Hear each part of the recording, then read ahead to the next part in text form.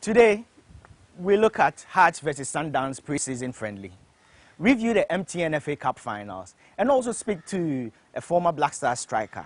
My name is Asante Samuels. Welcome to the beautiful game.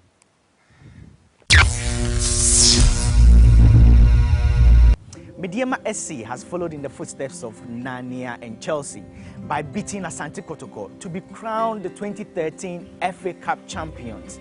This was how Fifi Anaman saw the game. First of all, congratulations to Medeama SC. Even though the quality of play, I must confess, was very poor on the day. Both teams seemed lost on the ball. They didn't turn up for the occasion. Play was characterized by hesitation, lack of ideas. They didn't pass the ball around well. Players were not in their elements. Tactical cohesion seems to be absent. It was, all in all, was a very poor final. But in football, even if quality is low, even if standards are low, you have to prove that you are better than the next guy, better than the next team. And that's what Medeama SC did. They took their chance, they took their moment, and they won the trophy. All kudos to them. Notwithstanding, speaking to management of Medeama, you could see the sense of great pride they have for this achievement. Excitement is probably a weak word, but I think I'm very excited. And I believe the entire team is excited. The playing body, management team and the board, they are all excited. More so our supporters. Our supporters must be really excited by this performance. I'm told that our people in Takwa and Takrady and all those places are all jumping and dancing. So it's a good thing for us as a team and for us coming from the western region, from Takwa, and more so for Ghana, because I think it's a move away from the dominance of House of Folk and Kotoko. And it's good that we really spread the benefit of football. So I think it's really good for Ghana. From all the supporters and I think the team as a whole. On the field of play, you saw the enthusiasm on the part of the players, the charisma that the players picked up. Above everything, after the match was won, you could see the feeling, everyone is happy. And I think for the first time in the history of Medeama, we are taking a cup all the way from Accra to Takwa. And remember I told you that the time will come that the whole world will come to know where Medeama is. And today is the day for everyone to know where Medeama is. But this match was everywhere, and people saw the quality of Medeama. And one thing that makes me so happy about today's game is that we won the player of the match, and the discovery of the match was won by one player in the person of Joseph Gordon. That showed the quality and the caliber of the team that we have. It's kind of difficult to pinpoint one player who was outstanding in this game, because, as I mentioned earlier, most of the players did not turn up for the game. If I say most of the players, it's actually factually inaccurate, because all of them did not turn up for the game. But, you know, I was impressed with some bits of brilliance. You know, the flashes, it wasn't consistent at all from Hans Kofi. I think Theophilus Anoba was on the whole a good player during the game, even though most of the time his ball control was extremely poor, his shooting extremely poor, his position extremely poor. But when it mattered most, when the volley came, when the cross came in, he took the volley very well. Beautiful connection, beautiful combination of accuracy and power, and got the only goal of the game. So I think Hans Kofi and Theophilus Anoba did very well. And on the side of Kotoko, interestingly, most of their players didn't do well today. Ransford Asare unexpectedly started ahead of Kofi Ntibuache, who is actually one of Kotoko's top scorers in the competition. He scored 3 goals in the competition. Everyone was shocked about Ransford Asare starting ahead of Ntibuache. And Ransford Asare did not do much to convince all of us that he deserved that starting play, even though he was brilliant against Amidas in the semi-final. So, Rashid Sumaila, very brilliant on the day. Even though Kotoko didn't look good as a unit, Rashid Sumaila was a good individual performer. And it was actually very beautiful the way he played to cheers and applause from the fans, especially from his new teammates at Sundowns. I think they were very impressed. I'm very sure the technical directors of Sundowns were very impressed with his performance on the day. But on the whole, Kotoko looked very poor. They failed to turn up, and I got word that they actually played the game on Thursday. So you would be forgiven to think they didn't play too well, but fatigue obviously probably played a part in their woeful performance today. It was very bad. Well, I think we did very well today.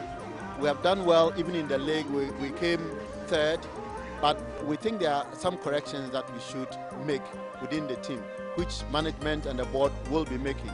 But above all, we knew why we went in so strongly into the FA Cup. But we knew that the ultimate expectation is for us to go to Africa and do well. That's exactly what we want to do. We want to go to Africa and do well, do our people proud, and do Ghana proud.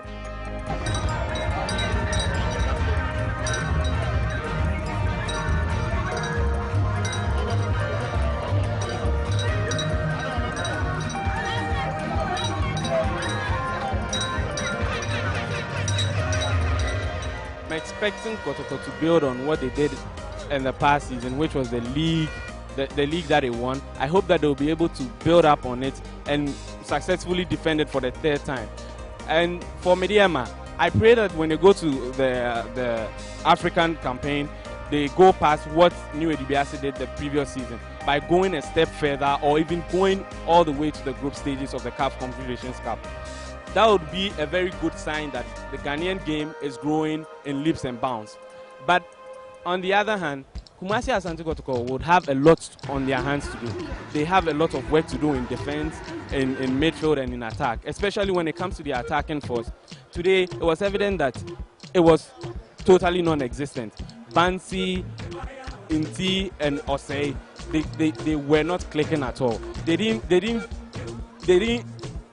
come up with any chance whatsoever. So I think Kotoko would have to strengthen their team in that department with a few additions. It shouldn't be a wholesale addition. It should be just some vital areas that they would have to add on to. And for Mediama, they have a great side. Continuity is on their side. They've been playing for close to 3 years. It's about Africa. We are planning, and the way I managed to get to Africa, to help Africa and then get something for Ghana. Because at now, a whole lot of people are talking. 2 chances is lost. Kotoko is going for the Champions League. We are going for the Confederation Cup. And I hope the two of us will progress to some extent to the semi-finals. The least should be the semi-finals so that Ghana can gain its lost glory. All can come back to Ghana. So count on the media, man. We hope to put Ghana in the map of Africa once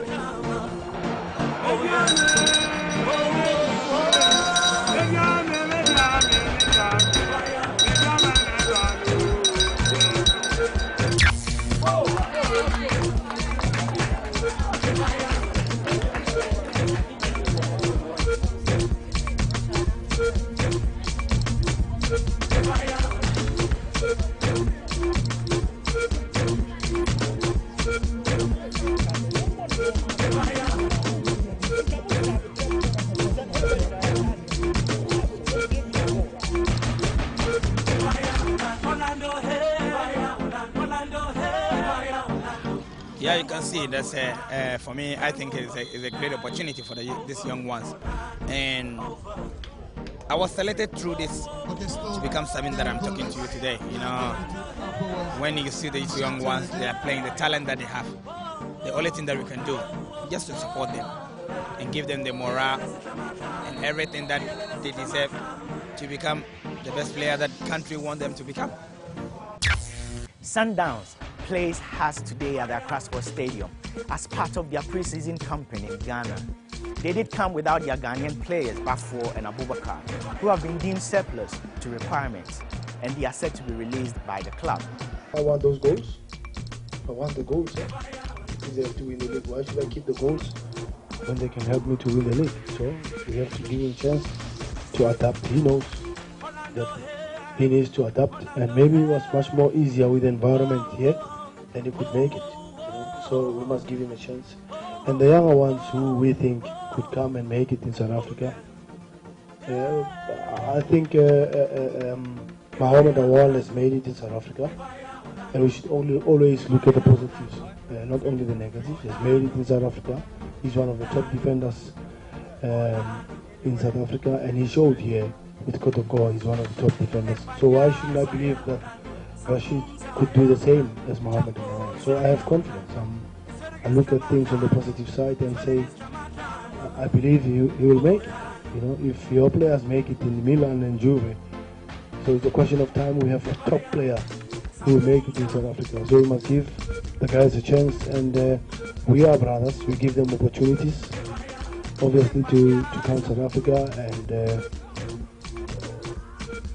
it's a different style of play. but we also look after them in South Africa, so that when they can come back home, they should not say, we went to South Africa, we went to a team in Mamelodi Sundowns. I don't think Emmanuel before and Momoni will say, we went to South Africa, we never played, and we also didn't change our lives. The social lives have been changed. To say a big welcome to the Mamelodi Sundowns team. We've had the opportunity of meeting Mr. Trot Moloto at our secretariat, but since the entire team, the main team landed, we've not had the opportunity of any interaction. So I wish to take this opportunity on behalf of myself and Accra Hatsufuk to welcome you to Ghana and to wish you a pleasant stay. I'm here basically to underline the importance of this match to Accra Hatsufuk. In the first place, we agree that South Africa is the media and marketing capital of Africa. And you have the opportunity of playing a South African team, then you have invaluable mileage for your brand.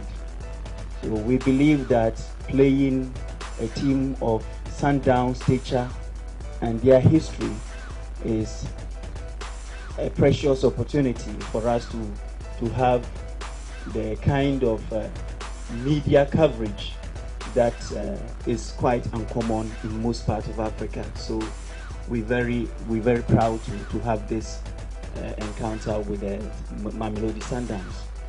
Secondly, you realize that we played in a league in which Accra Hatsufuk didn't perform too well. By our own high standards, our fifth placing on the league was a disappointment. We managed to make it up somehow by delivering the President's Cup to our supporters as a measure of consolation.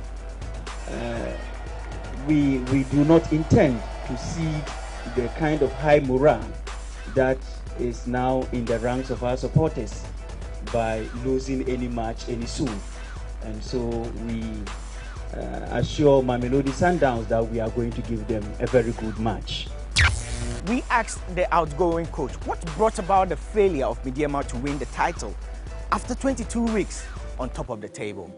It was really sad looking at the performance of Midyama right from onstart until end of the first round. Everybody, I would say my fans, the whole Ghana thought Midyama was going to win the title. Until after the 23rd fixture, we saw ourselves struggling on top of the ladder. Well, I will term our slip. I will attribute our slip to lack of commitment on the part of my players. Lack of commitment. Take for example, indiscipline also played a major role against Brekum Chelsea at Brekum. In fact, we went in for a strategy just to frustrate and then maybe deny them a win. Lo and behold, we were there, we saw what happened. A player being indisciplined, no commitment, giving away a goal, red card, forcing our team to struggle until we ended the game. We trailed 0-3. We came back to Takwa against Liberty. We thought it was an easy task. I mean the place. Before we realized Liberty had gone away with the three maximum points. So the only option was to maybe come against Kumasi Asante Kotoko, maybe take a win. And there we struggled to end the match goalless. So I will attribute the slip by to indiscipline and then lack of commitment on the part of my players. I personally have taken a great lesson because somebody guiding the team, Bashir Hayford, to a successful first round end on top of the ladder, taking over. I continued until I slipped by. I've lost the title. SWA Cup came, I was privileged to play against Hatsufuk in the President Cup. I lost the cup as well. That was Coach Adote on lessons he has learned from letting the title slip from their grasp. Don't forget to join the conversation on social media. After the break, I speak to Augustine on the Black Stars. His playing career has taken him from Ghana to Switzerland, to Germany, to Portugal, to Italy, and to Turkey. 1992-1993 Ghana Premier League top scorer, Augustine Arhinful has seen it all. I started in Takoradi. I was born there.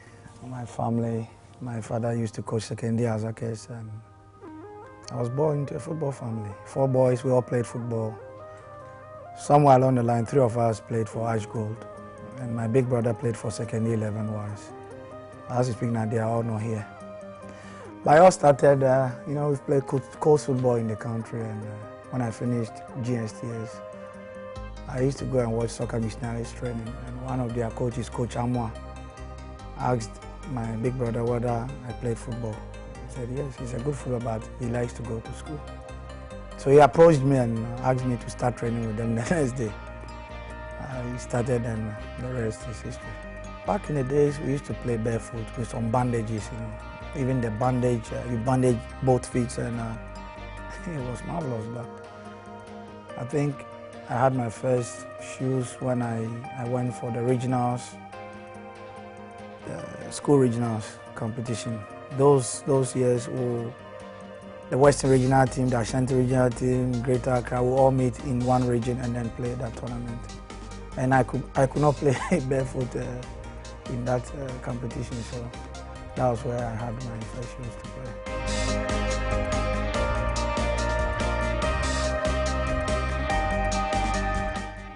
Now there is more financial assistance, there is more help from whoever is supposed to help out with the national teams. And you could see from the performance the boys are giving now, it's not anything, because in football, the moment you realize that there's this backing, you are out there and your thoughts are always positive. When I was in the national team, beginning the 90s, after the Australia 93 squad, we all pushed into the Black Stars, so we all entered around the same time, and things were not like that. It was sometimes very difficult. You could all even buy your own tickets to come and perform for the nation, and then they will reimburse you after the game or some months down the line. But I even think that some of these players travel on business class to come and play national team matches. So, of course, because I was coming to play a Ghana match, and I was on flight with this Liberian player, Christopher Rea. He used to play for Arsenal, Monaco, Arsenal. And he was in a war-torn country like Liberia. He was going to play a national team, and he was in the business class. I was coming to Ghana, a friendly nation, peaceful, and I was in the economic class. And he asked me that, because we were at the lounge, we were just talking. When we entered, he was sitting there. He asked, are you? I said, yes. I said, why? You play for national team, you have to sit in the economy. But we didn't have any problems. We thought that there was that cause to help. And now I feel that some of the players even travel on business class tickets to come and play national team. So you can't compare. When we played for $1,000 and it was not even being paid promptly. I remember once we were all lined up at one commercial bank office in the center of Accra, the Makwala area, in a bank in line with the customers also, to go and cash our winning bonus. Yes, we all drove in a team bus.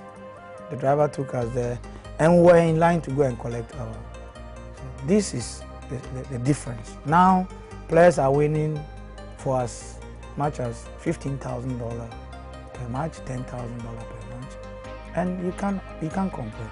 They have appearance fees. When we appeared in tournaments, there was nothing like appearance fees. Now there is. So the motivation is there. And in sports, for that matter, if the motivation is there, you are always going to achieve results. I think we had a better team, but organizationally, I don't think we were the best. Why? It wasn't the players. I think the people who were handling the national teams at that time did not do things right, because they felt that we should come and play for free. But I really don't know who works in this country or in this world for free. It does not matter how patriotic you are. At the end of the day, you are being paid something. Patriotism as in what? the army officers, are they patriots? They are. They are defending the nation. But then at the end of the day, they are paid. So the issue of patriotism doesn't come here when it comes to sports. Sometimes it really saddens me when I read our national athletes going into competitions and some of them don't even have shoes to run with. One will be in Puma tracksuit because he or she is being sponsored by Puma. The other will be in Adidas because he or she is being sponsored. But we are going into the tournament, let's say the Olympic Games for instance. We are appearing as Ghanaians. The only thing the person can wear differently is the shoes. If that person has his or her own private sponsors.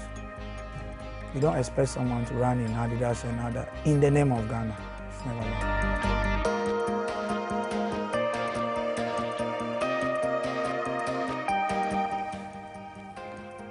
My highlights with the Black Stars was would be when Dosena took over, because when he came, we saw that person who always want to ask you what you feel, how you feel, and also allow you to bring on board some suggestions if you have, and also some advice.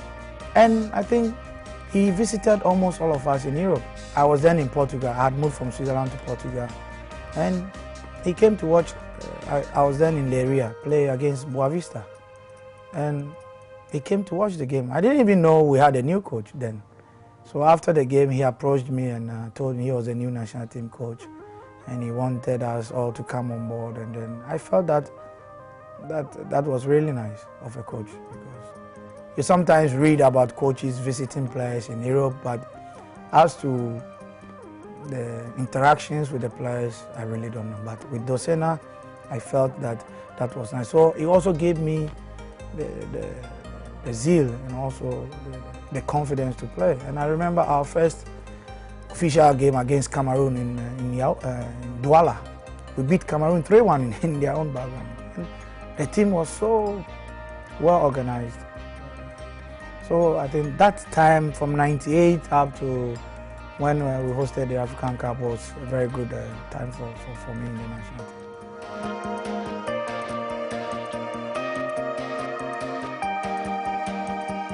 You know, striking instincts are natural. For me, I strongly believe that.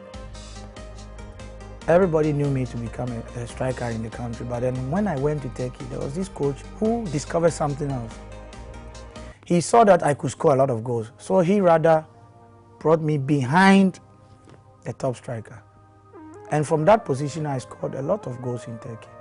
In my first season, that's from January, I went there January 2001 up to the end of the season. I scored 9 goals in 30 matches from that position. Then the next season, I scored 22 goals. I didn't play 4 matches.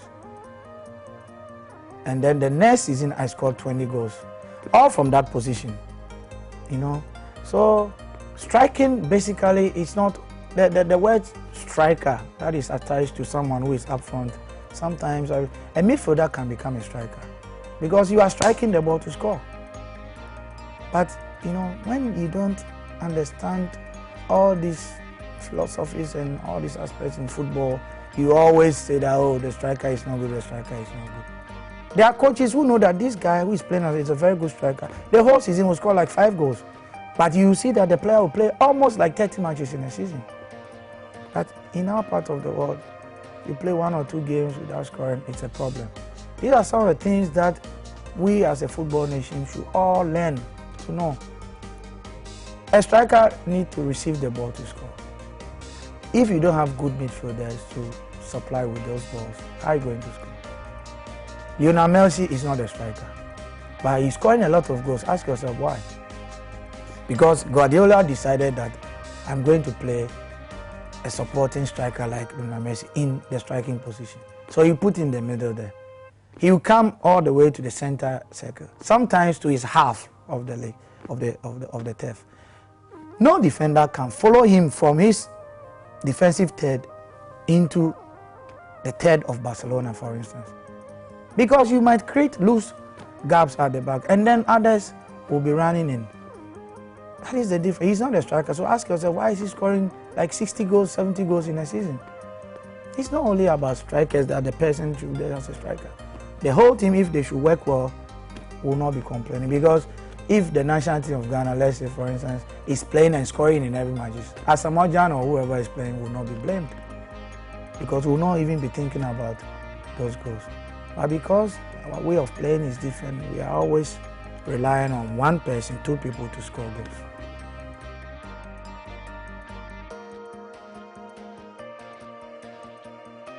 You know, now it's easier to play football than before. Because now parents even know that with a little bit of push, my world will become a star. So they are even pushing out their kids to go and play. When I was growing up in Takoradi, my big sister, when we went to play in the Coast League, and they will not come home. Before you come, there's this food in Ghana called fufu. Before you come, the cassava for preparing the fufu, the fish to prepare the soup, everything will be not cooked, but in the fridge waiting for you. They've cooked what they want to eat, they've cooked and ate, and then they left that thing. So then my father got angry because he was also a sports footballer. And then he told my sister that if I put money down for the meal and you think that you cannot prepare their meal, just leave their money. So myself and my big brother, because of that we stopped eating fufu till now.